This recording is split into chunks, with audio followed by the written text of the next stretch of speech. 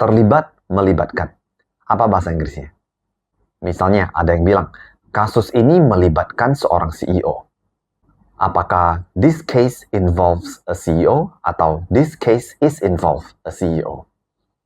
Nah ingat, kalau dalam bahasa Inggris, kita harus perhatikan apakah kita sedang menggunakan kalimat aktif atau kalimat pasif.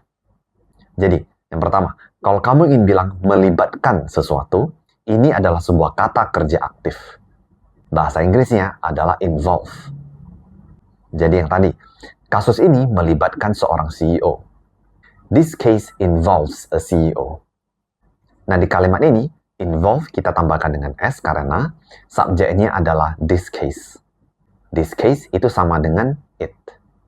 Nah, dalam present tense, he, she, it, kata kerjanya kita tambahkan S ya.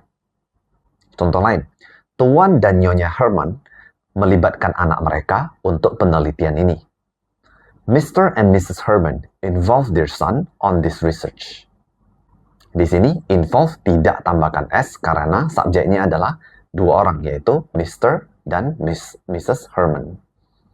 Kalau dua orang, itu sama dengan they ya. Dalam present tense, kalau subjeknya I, you, we, they, kata kerjanya normal.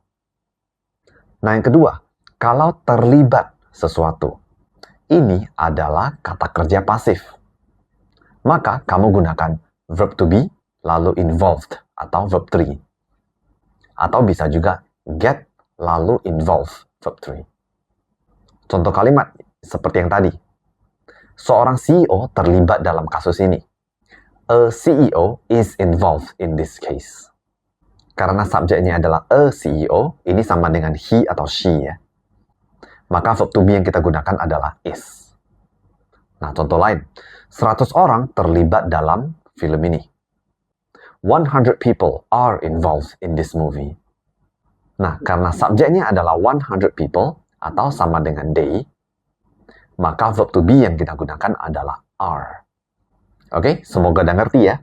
Nah, sekarang coba lihat kalimat ini dan ubah menjadi bahasa Inggris. Kita melibatkan seorang arsitek Australia. Seorang arsitek Australia terlibat dalam desain gedung ini.